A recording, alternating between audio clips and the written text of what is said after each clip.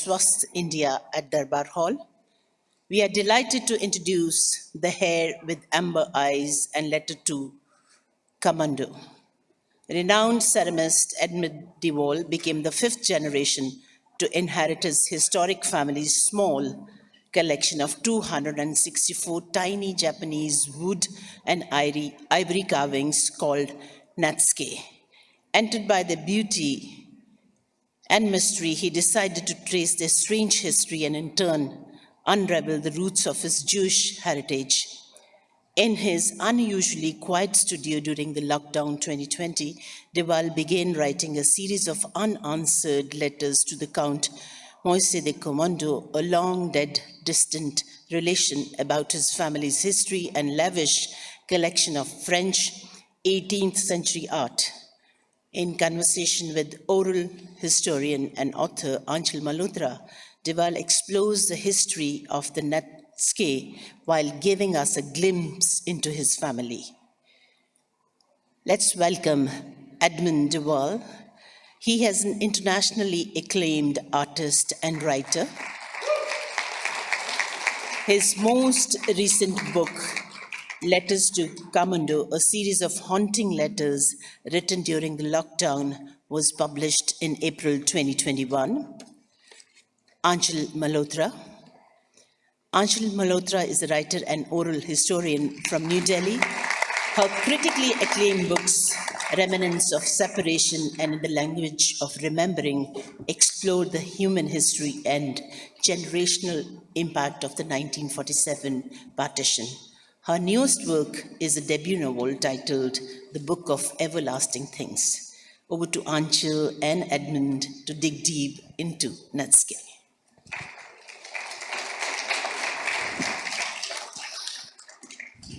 Good afternoon, everyone, and thank you for joining us. I feel really honored to be up here to talk to Edmund de Waal, but I have to admit that it's also a challenge because his body of written work is sort of uncategorizable, and I've written a little bit. It's memoir and it's literary phenomenon, but it's also a travelogue, it's a mediation on art and craft and literature and collecting.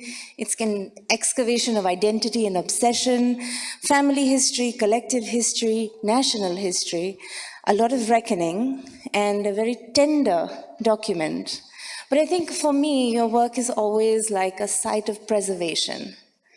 And I want to start at the beginning, and I know you have a presentation prepared. So we're going to start with a short presentation on The Hare with Amber Eyes. Edmund is going to give a little introduction, and then we're going to begin our conversation about it. Thank you so much. It's a huge pleasure to be here. I'm going to move microphones. And see if this one works, and it does. And I can't see my slides, of course, but there you go. I'm where I am is wanting really to very, very quickly to kind of give you the span of this story that I tell in The Hare with Amber Eyes. And I begin by running away from school 41 years ago to Japan to be a potter, which is what I wanted to do. And after a very long, hot summer in the villages of Japan, I end up 17, dusty, sweaty, and with very long hair, at the door of the apartment in Tokyo of my great-uncle Ignace von Efrussi. And he opens the door, and there is this beautiful 81-year-old Jewish aristocratic great-uncle who gives me a kiss on both cheeks and a whiskey sour. I'm 17. And there's jazz playing in the background, and we have dinner, and he waves an arm in this beautiful apartment, and there's a whole wall of small tiny Japanese carvings, ivory carvings, netsuke. And he says, there's a story. And the next day he takes me to the Ginza and makes me buy a suit. And I inherit this collection years later after he dies, and it's a problem for me. Because I'm a potter, I make pots for a living. This is what I do, this is my life. I sit in my studio in London and make porcelain pots. But the compelling thing for me about having this extraordinary collection as my children grow up and as my father, a Jewish refugee from Vienna, grows old, is to try and understand what I've been given by this collection, what has been passed on to me with this inheritance. What does inheritance mean? And I realize eventually that I have to try and trace back the history of what I've been given, this complication in my life, this detonation of a time bomb of a family's story. What have I been given? And I realized that the story begins both in Tokyo with a great uncle, but also in Paris in the 1860s, that my family, the Efrussi family, came from Odessa. It was a big dynastic Jewish family, ludicrously, obscenely well off, cornered the market in grain and sent their children out in the 19th century to conquer the world and marry good Jewish girls. And half of the family was sent to Paris, to the Rue de Monceau, this beautiful street where they build a palace. And the three young boys there do different things. One's a banker, one's a playboy, which is why I have so many French relatives. And one, the youngest, Charles Efrussi, he has nothing to do and is talented and collects art. And he buys, for his empty house in Paris, Medici embroideries. And in the spirit of the Efrussi, this great dynastic clan, he unpicks M for Medici and embroiders E for Efrussi in the bed, oh, to be 20 and rich. And he's part of a milieu. This is him with his friend Renoir. There he is at the back of this painting in his top hat. Here is his collection. He starts buying unbelievable Impressionist arts. This is in Chicago, damn it. This is in the National Gallery. It makes me want to weep.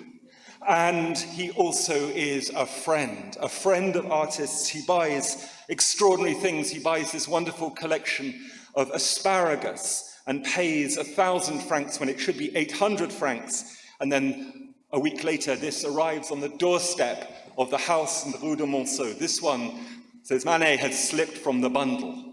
He's a cultured man.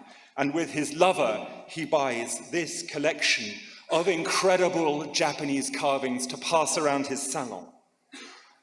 And then he grows tired of it. He grows and changes his taste. And so in 1899, he sends it on a journey, this great collection, to Vienna, where the other part of the family is. And this is the family house, our family house in Vienna. It's not small. It's also not particularly tasteful. It's all marble and gold. But this is where my Viennese family, my father's family, have built a great palace. This is the place to be Jewish at the end of the 19th century. It's a great city of culture and civilization. Here, my great-grandfather, Victor, a great scholarly man who wanted to be a scholar of classics, has had in a hurry to marry because his brother has eloped with their father's mistress. You have to think about that this is the city of Freud. As a consequence, he marries the Baroness from the Palais next door, my great-grandmother Emmy, in characteristic dress. And the netsuke arrive as a wedding present. From the salon in Paris, they arrive in Vienna, and here the children, this is my grandmother and my great-aunt, grow up with these extraordinary, pleasurable toys. There's another layer of storytelling. And this is where my great-uncle Iggy, the third member of the family, grows up in this extraordinary city. And my grandmother gets away. She becomes a great lawyer. She becomes a poet. She's a friend of Rilke, which is pretty damn cool. And Iggy, who's gay, doesn't want to become another great patrician banker and runs away blissfully to New York, where he becomes, in his wonderful words, the worst fashion designer in the history of American fashion. And my great-grandparents are stranded in their empty palace because in 1938, as you know, the Anschluss, when Vienna welcomes the German army and turns with viciousness and cruelty on its own Jewish population. And on the extraordinary night of the Anschluss, the gates of the palace are left open by the doorman who has worked with them for 45 years. And my great-grandmother, Emmy, is beaten up. And they take a great desk, Louis XV French desk, and they tip it into the courtyard 3 stories below. And my great-grandfather, Victor, aged 85, is made to scrub the streets. And the house is systematically looted. It's looted by the art historians from the museums of Vienna, by the SS, by the Gestapo, who take inventories of everything for the Hitler palaces, for the people who want Jewish art. And my grandparents, great-grandparents finally escaped with the help of my great-grandmother to their country estate, where Emmy, my great-grandmother, the great beauty, killed herself. And my great-grandfather eventually gets the passport stamped and escapes and becomes a refugee in England in 1939 alongside my father and my grandmother.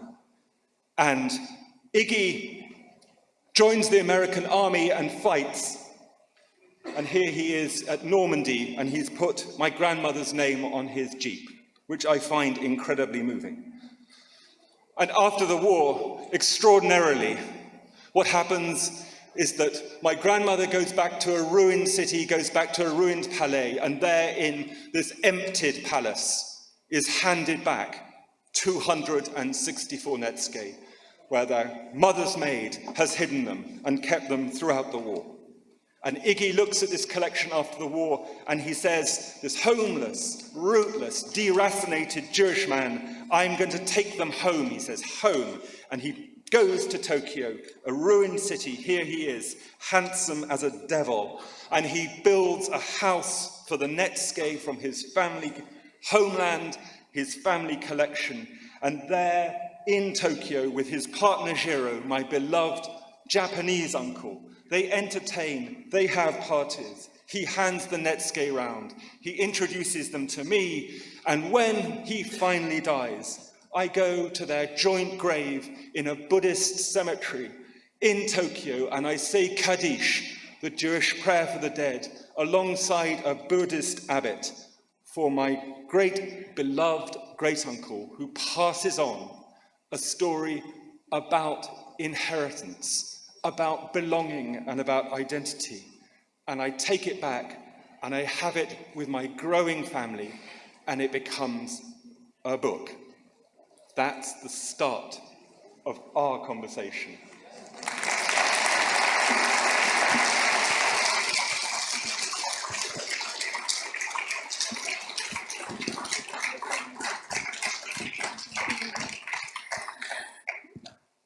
I'm trying to think of what to say. It was really moving. No.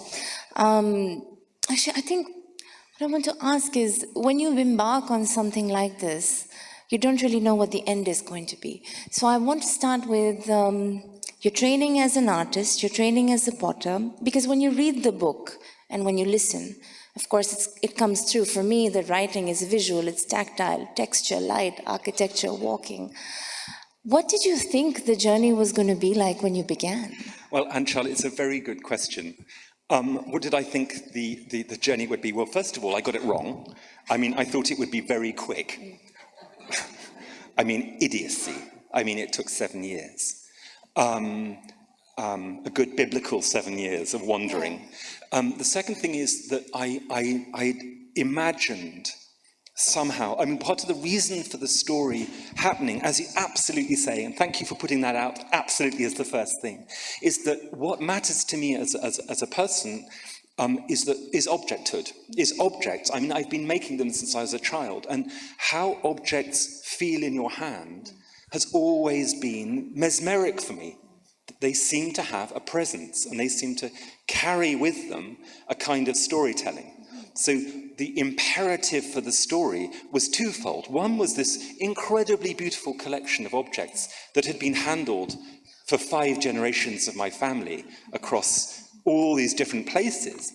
But the second thing, and this is, perhaps the heart of it as well, was that my father was getting old and wouldn't talk about his own experiences. There was nothing to say, he didn't want to talk about it.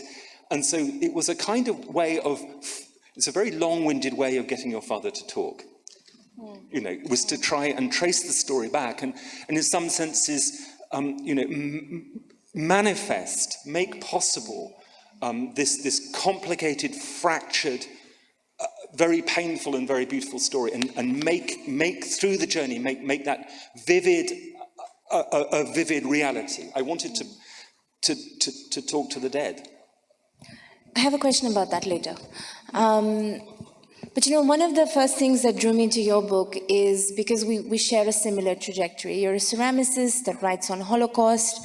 I'm a printmaker who writes on partition, and I felt that there was a lot that I can gain from this text. And I returned to it. And I think those of us who know this book return to the book again and again because there is so much to discover. But essentially, you and I both write about objects.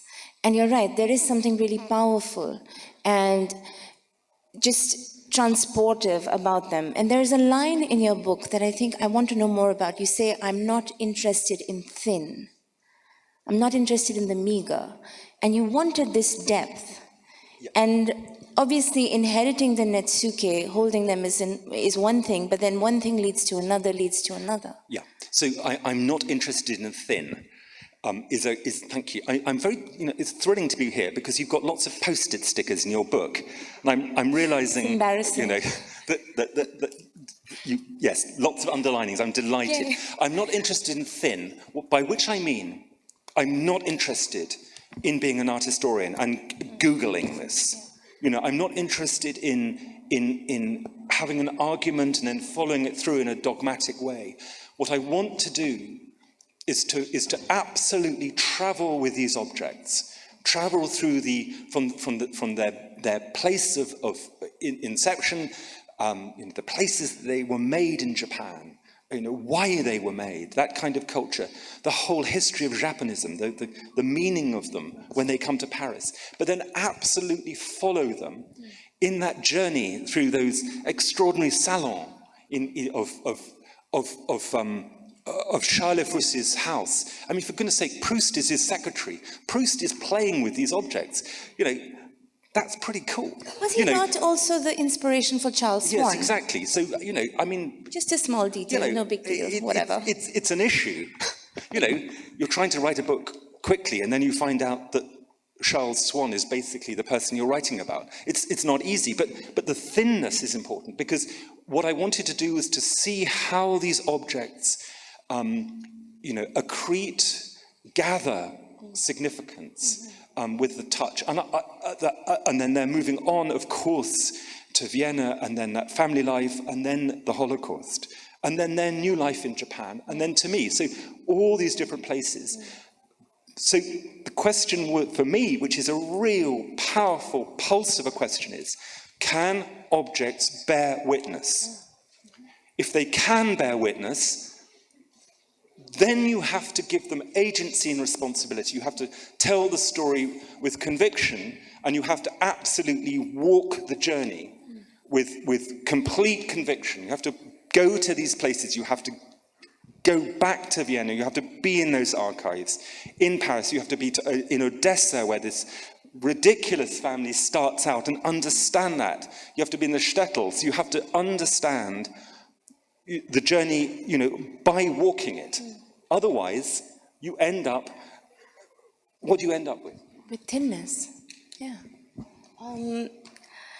There's a small section in the book about objects, and I would love for you to read it on page 17. It's lovely. When I had things underlined, I said, what would you want to read? And he picked those exact things that I had underlined. So I'm going to do a tiny bit before that. Okay, yeah, do you mind? Of course. No, not at all. You're in control. You can cut me off.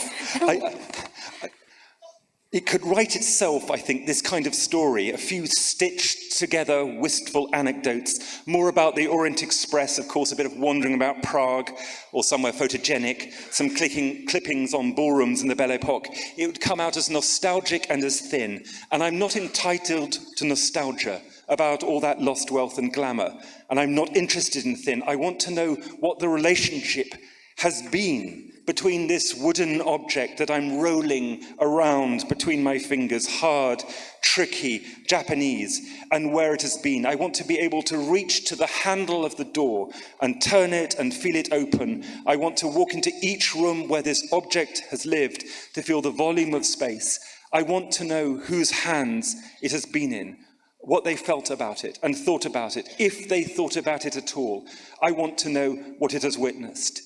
Melancholy, I think, is a sort of default vagueness, a get-out clause, a smothering lack of focus. And this netsuke is a small, tough explosion of exactitude.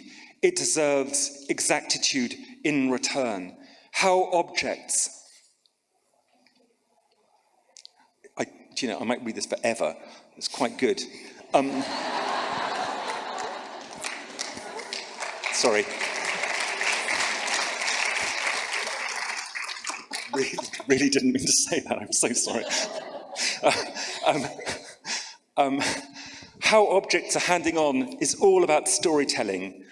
I'm giving you this because I love you, or because it was given to me, because I bought it somewhere special, because you will care for it, because it will complicate your life, because it will make someone else envious.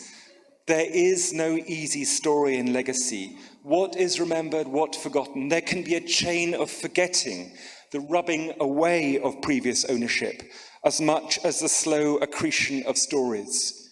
What is being passed on to me with all these small Japanese objects? Was that the right bit?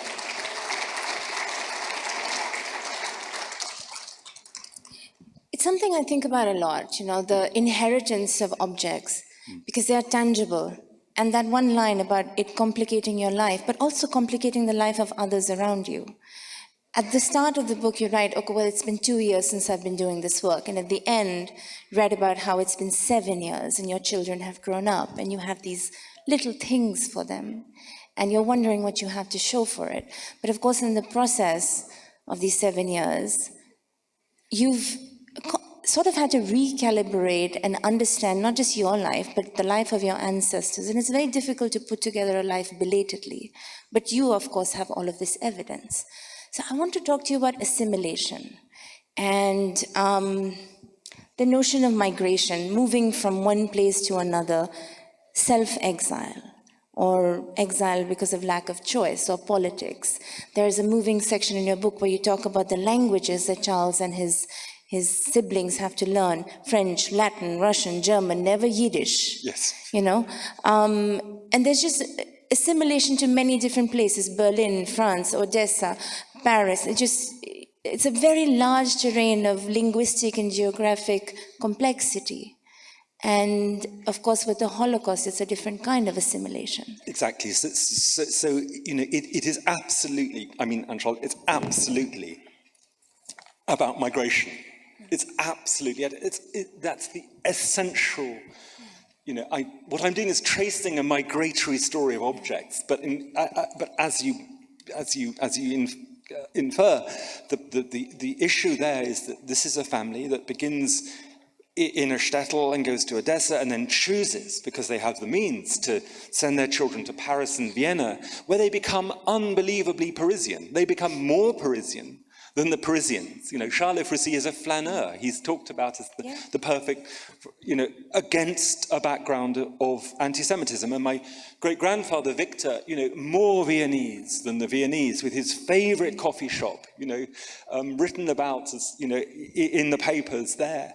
And then their children, and then this, and so many languages. This idea that the language is a passport for your future travel. So they grow up, with a crazy number of languages. This is me as an English, monoglot, being painfully aware of how beautifully they managed to speak all these languages. And there's a reason for that, because my grandmother's generation, my grandmother becomes English. She never becomes English, she's Viennese. She lives in Tunbridge Wells with a wall of extraordinary books behind her, writing letters in French and German and English to everyone and telling me to read more critically. Iggy goes to Japan. Gisela, the other sister, goes to Mexico. Rudolph goes to Arkansas. These 4 children go to 4 different corners of the world. And then my father, my dear father, and his brother become more English than the English. My father, the Dean of Canterbury in the Church of England. My uncle, the Lord Chief Justice, the first parliamentary council, a lawyer. And they have accents, they have strong accents, and they're more English than English. And so I grew up with this completely conflicted inheritance, a conflicted, complicated, fissile inheritance, unstable inheritance about belonging. And in many ways, this is me, in middle age, trying to work out who I am. I found that the book is as much about refuge as it is about refugeeing, And I can't get over this sense of language. You write in the book, they need these languages as the family travels to Odessa, St. Petersburg, Berlin, Frankfurt, Paris, but they also need these languages as their denominators of class. With language, you can move from one social situation to another. With language, you are at home anywhere. And it's so true. Yes, and therefore, and I think this is a very interesting experience of children of refugees, is sometimes you can be brought up with one language, the parents can close down the languages in order to make you, there's a very interesting thing about sort of intergenerational trauma. Yes. I've been working a little bit and hearing a lot in Britain with families of Holocaust families, the families of people who have survived the Holocaust or haven't. And quite often, the generation before has not told them anything, yes. Has closed things down, has made a kind of wall of silence around the experiences. And often, a wall of silence is about the languages they used to have. Or the vocabulary. Or the vocabulary. Yes. Yeah. And it's that absolute, it can happen both ways. You can have very talkative families, yes. Or you can have completely silent, adamantinely silent families, where, you're told, oh, there's nothing there. Yes, oh, we don't think about that. I can't remember.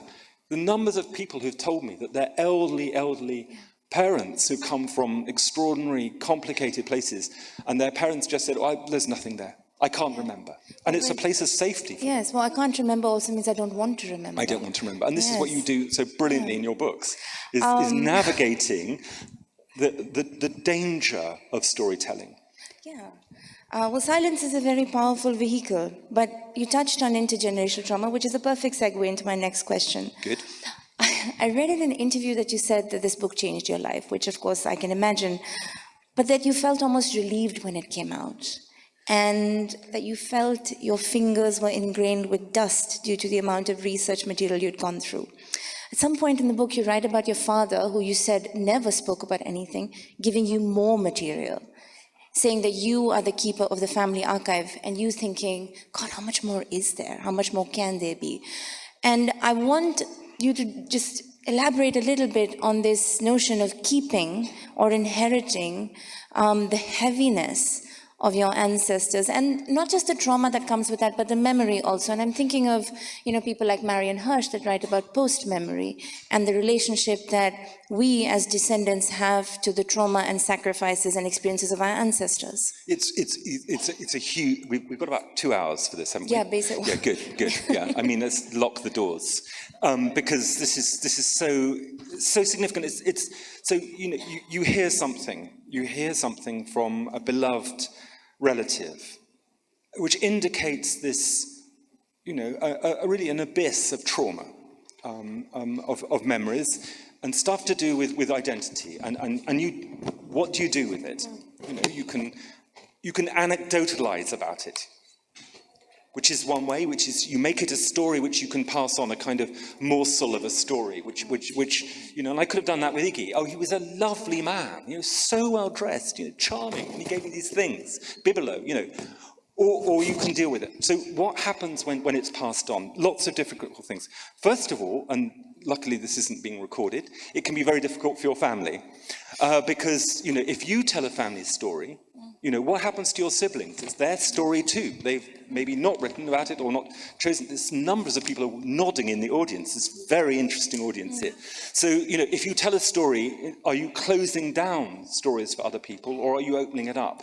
So in this case, The Hare with Amber Eyes, it might have been difficult for my immediate family, but I had thousands and thousands of letters from other people who said, your story is exactly parallel to mine. Not that we have palaces and Renoirs, necessarily, but we arrived somewhere else and have had to deal with it. So there's that whole aspect of it. There's the opening up of this closed place of memory within families, which can be very dangerous and difficult. And then there's the question of what you do with this stuff too. And after, a few years ago, I gave the whole of our family archive to the Jewish Museum in Vienna. Including the netsuke that they traveled, right? The netsuke are on long-term loan, they're not in our house at the moment. And there have been exhibitions in Vienna and New York. But actually that idea of being able to put an inheritance down or pause it is really important and interesting. And of course, there are other ways of doing it. And my grandmother in old age, can I quickly read something? I was actually just going to ask you to do that. Quickly, do you mind? It's 360. I don't know why I'm saying excuse me. But this is about the end of it. This is very much apropos of this, where I'm talking right at the very end of the book about letting go, which is something that is leaving can be hard. I remember the hesitances when talking to Iggy in old age, hesitances that trembled into silences that marked places of loss. I remember Charles Froissy in his final illness and the death of Swann and the opening of his heart like a vitrine, his taking out of one memory after another. This is Proust thinking about Charles. Even when one is no longer attached to things, it's still something to have been attached to them, because it was always for reasons which other people didn't grasp. There are places in memory you do not wish to go with others.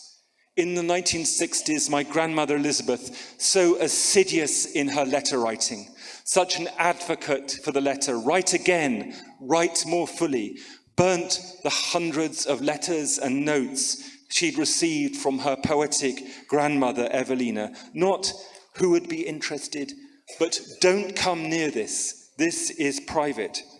She was over 90 when she mentioned she'd received rabbinical instruction as a child. She was matter of fact, as if I'd already known. The problem is that I'm the wrong century to burn things. I'm in the wrong generation to let it go.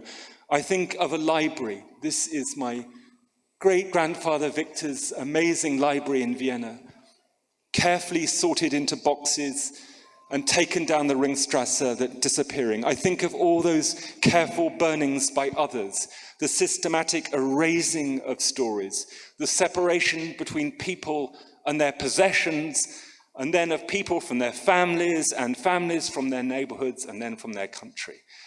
I think of someone checking a list to make sure that these people were still alive and resident in Vienna before stamping Sarah or Israel in red over the record of their birth.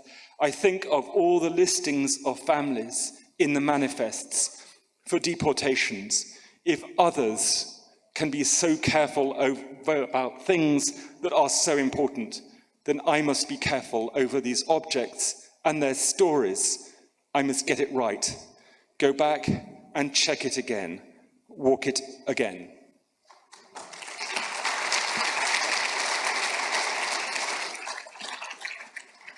Which is your book. No, wonderfully. there's also the flip side to that. And you write about it right before the section you read about having that slightly clammy feeling of biography, the sense of living on the edge of other people's life without their permission. And I feel this all the time, recording stories of partition. And I feel this now, and you write here, let it go, let it lie, stop looking, stop picking things up, just go home and let the stories be. But it is obsession, isn't it? And there is necessity. It's an absolute necessity. It's a self-appointed necessity at the beginning, and then something happens. And it's an interesting parallel I've come across with you, Aanchal, talking about your recording of the stories of partition and the objects that have told those stories, and other oral historians and other writers who, in some ways, have and I don't. It sounds peculiar, been taken over by other people's stories, navigating that is almost impossible because, you know, in a very real sense, in the writing of this book, I become Charles Frissi, I become Iggy, I become Elizabeth, not my father, I'm not going there, but nearer my father, and that sense in which you have to do that in order to make it compelling. If you feel a responsibility, then you absolutely have to make it work as literature, as writing. This isn't bloody cultural history. Sorry, I hate that phrase. It isn't cultural history. You know, this is other people's stories who you have to take and hold and pass on with enormous care and responsibility. And to do that, you have to write. And to write, you have to inhabit other things profoundly. Why am I waving my arms around? Because I care about this stuff. But there's such a precision in the writing, because essentially you're writing about 200 years, but there is such a precision. You write about the air, you write about the number of steps. I remember this scene in the book where you're walking on the same street, looking at the house. Is it Paris? Again and again, and you're like, should I go in? Who lives there now? This need. And I think part of it is also a need that you don't want future generations to have that kind of regret of not knowing, of putting things together. Well, you know, it's also a last moment. Yes, I mean, we're always exactly. on the edge of a last moment. But there's a very particular parallel here as a last moment for a generation that experienced partition and a generation that experienced the Holocaust. So, you know, actually telling these stories now it has a particular powerful pulse.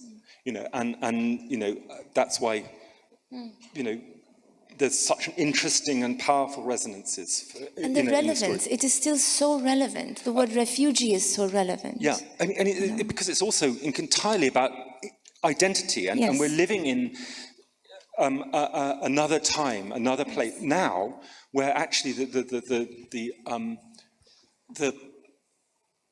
collision of ideologies around who belongs where.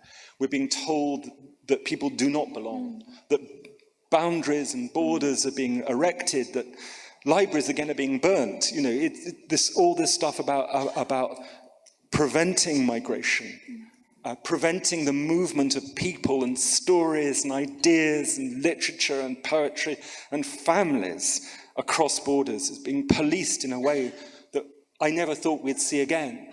So now is the time to tell these stories about why these things matter. You know, and that's, I suppose, why actually, you know, I ended up writing another book, which is about Paris, which I hadn't intended to write. We're not going to talk about it at all, but there's one final letter. Please. Can I read the final letter? Absolutely. This is a book I hadn't intended to write, which just came out. I wrote it in lockdown. It's about my Parisian cousins who live down the road in Paris at the same time, and built a beautiful palace, and it's still there. And their children, my grandmother's cousins, were deported to Auschwitz, but the house is still there. And I write letters which aren't answered because they're dead. Yeah. But just this is just my last bit of reading, and then people can interrogate me. But It's about identity.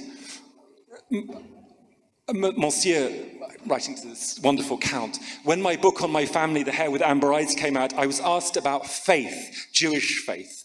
In America, with some directness, as you would expect, I was asked, are you coming back? Some asked about our children, and I deflected.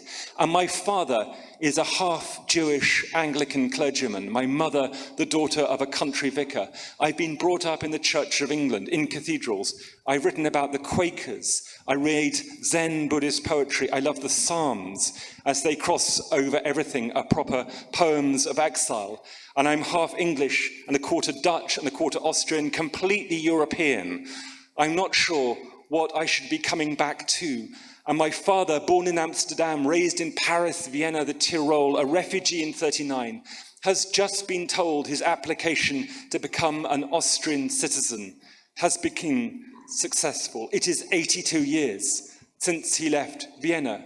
But where do I belong? I use porcelain, which is a migratory material. It has come a long way. I stand up, I tell stories, I write. But now when I write, I think of palimpsests, writing over of one text by another, and seem to spend a lot of time in archives. There is great honor in archivists. I think I'm a mongrel. I'm a lapsed everything. But I do know what commitment to an idea looks like. I know that there are ways of making something extraordinary out of dispersion and migration. That this is a way of saying something, of countering the silence of disdain. I think you can love more than one place. I think you can move across a border and still be a whole person.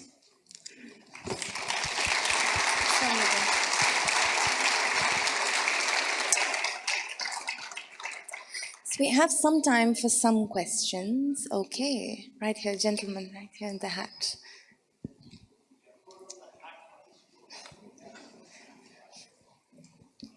Hi.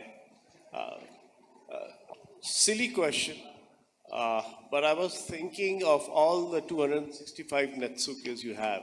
You picked the hare for the title of the book. Why not the tiger? Which one was your favorite netsuke? Which one was your uncle's Iggy's favorite netsuke? A lovely question about the title of the book, Why the Hare with Amber Eyes? Well, the one answer is that when the children were small, I asked them what the title of the book is, and they all came up with things like The Rat on the Dead Fish, which would have made such a compelling title. But the other answer is absolutely that the hare is a beautiful symbol in Japan and also very important in Austria, but also that the hare, Charles Frissi, this great collector, was a wonderful collector of the works of Dürer, Albert Dürer, and wrote about them. And one of Dürer's favorite watercolors is of a beautiful hare. So it's a kind of embedded moment of love for Charles Frissi. It's a great title as well. I mean, That's true. Anyone else? Can we take the lady at the back and then I'll come to you? Is that okay? The lady in the yellow. Thank you. Question on the neutrality of your writing. Typically, when people write about history, they're always encouraged to be neutral, to not show their personal biases. Is that a struggle that you faced when writing your book? And perhaps more controversially, do you think you should not be unbiased and you should let your personal biases come through? Sorry, about bias. I'm sorry. The personal history. You're writing essentially about your personal history. And people write about history, they're often encouraged to be neutral. And I got you. I've got you. Okay, this is a good question. How can you possibly be neutral? And should you be? No. I mean, compellingly, utterly, profoundly capitalized no. I am a protagonist in this family story. I cannot be neutral. Otherwise, I'd have done a PhD, which no one would have read about Japanese art in Paris in the 1860s. My God, no, absolutely not. But actually, your your question feels very personal to me, so I'm going to talk to you personally and say that if you feel you have a family story that you need to write, you already know that you cannot be neutral. You already know that you're in it, that you're a protagonist, and that you have agency in your own story, and you have to sit down and write it. And forget about absolutely anything, and particularly anyone who uses the word bias.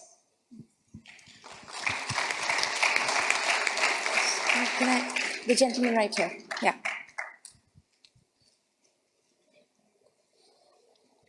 Hello, Edmund de Waal. Thank you. Actually, you wrote Commando, Letter to Commando. Actually, in Paris, there is one banker make a house. They collect so many things, and after his that, it will be demonized.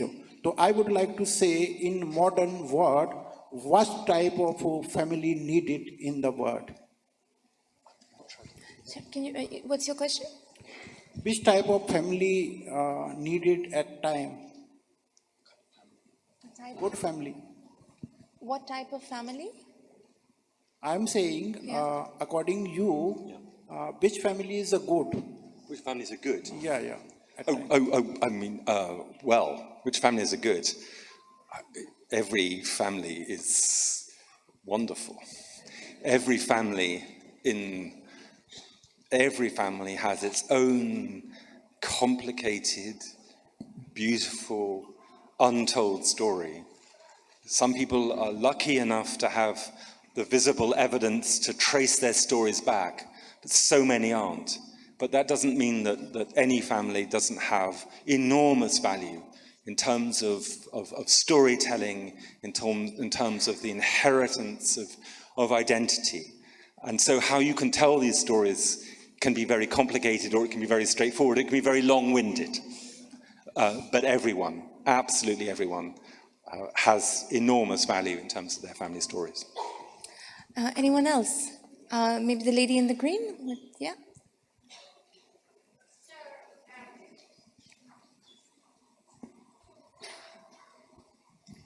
Thank you for your beautiful book, which I've enjoyed for some time, but it's opened up.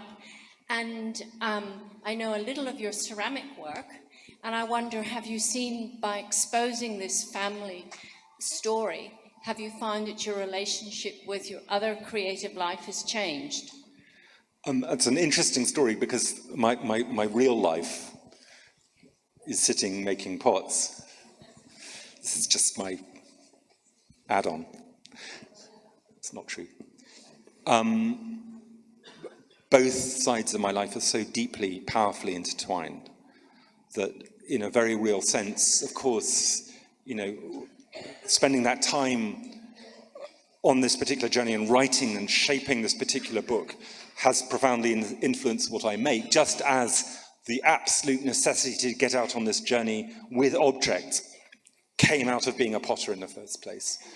And one of the first things that I noticed after I published this book 10 years ago, and I hadn't planned this, was that I was finding that I was putting my porcelain objects into vitrines, into glass cases, in a way, similar, echoing this idea of where this netsuke collection had been held in these particular glass-fronted cabinets across 150 years. So there's that one very kind of straightforward thing, which is that the idea of how objects survive and how they're passed on, and the idea of the diaspora of objects, how objects scatter around the world, has been very influential for how I keep my objects together. My objects are now in what's grandly art world talk called installations, which just means a group, but held together. So yes, real connections, and it goes on. There will be more books, and there'll be more pots. Maybe one more question. I'll take the young lady at the front. Well, very quick, apparently. So you you spoke about how your father had all of these stories that he told you while you were writing this book. How does one go about writing a family history when the family is no longer there? Okay, we have 24 seconds for the most powerful, interesting question. How do you go about writing stories when your family is no longer there? You know, that is such a painful and complicated story to investigate. And all I can say is that there are enormous power in silences. And to chart and map the silences in a family is completely and utterly compelling. And good luck to you. Good luck to you. Good luck to you.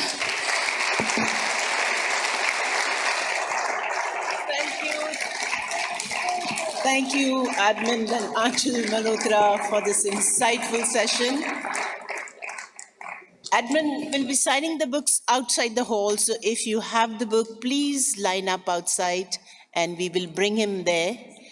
And I would request all of you, when you come in any session, put your phones on silent.